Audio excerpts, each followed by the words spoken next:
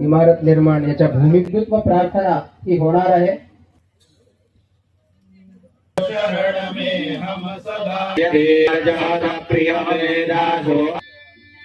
तेजाने आलोकित व्हावं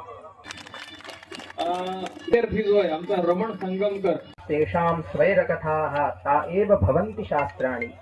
या सर्व हितार्थाय या उक्तीनुसार पाठशाळेच्या वतीने पाठशाळेचं जे भविष्य काळी प्रासाद निर्माण इमारत निर्माण होणार आहे त्याचा भूमिपूजनाचा एकत्रित सगळेजण जमलेले आहेत। त्याचे उद्घाटन स्वामीजी देवगिरीजी यांच्या हस्ते त्या ठिकाणी उद्घाटन झालं, वृक्षारोपण झालं, गोपूजन झालं।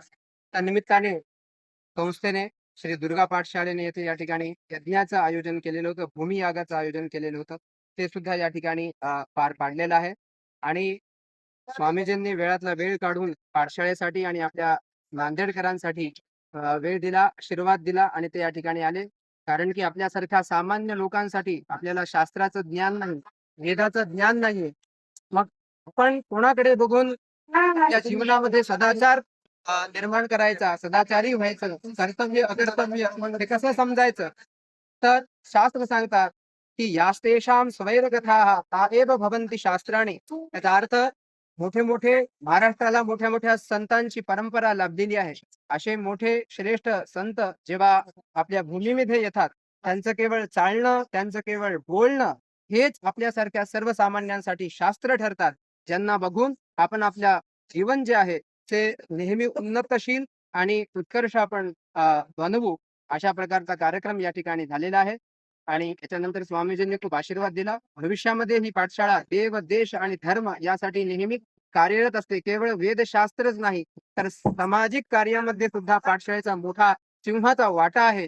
आणि अनेक कार्य पाठशाळेने आतापर्यंत केलेले आहे। अनेक वेगवेगळ्या गावामध्ये मोफत भागवत सप्ताह पाठशाळेच्या अनेक विद्यार्थ्यांनी केलेला आहे। अनेक संस्कृत समाजाच्या सर्व अंगांच्या लोकांनी या ठिकाणी मोफत शिक्षणाचा लाभ उठवलेला आहे। अशा प्रकारचं सामाजिक कार्य पाठशाळेची स्थापना सर्वात पहिले पाठशाळेची स्थापना नांदेड जिल्ह्यामध्ये घोडज या गावी झालेली होती।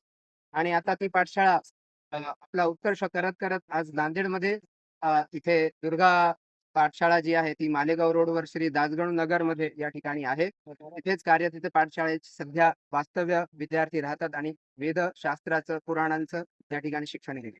आधुनिक युगामध्ये जसं इतर शिक्षणाची गरज आहे तसं कुठेतरी आपल्या मनामध्ये राष्ट्राप्रती भावना असायला हवी, आपल्या धर्माप्रती चांगली भावना असायला हवी आणि अशा प्रकारची भावना निर्माण करण्याचं कार्य केवळ आणि केवळ वेद पाठशाळा करू शकतात। म्हणून आजच्या काळात हिंदू धर्माच्या संरक्षणासाठी किंवा विश्वाच्या संरक्षणासाठी म्हणा वेद पाठशाळांची आवश्यकता आहे। आणि अशाच प्रकारच्या वेद पाठशाळेच्या कार्यक्रमाच्या म्हणजे भूमिपूजनासाठी आपण या ठिकाणी उपस्थित झाले।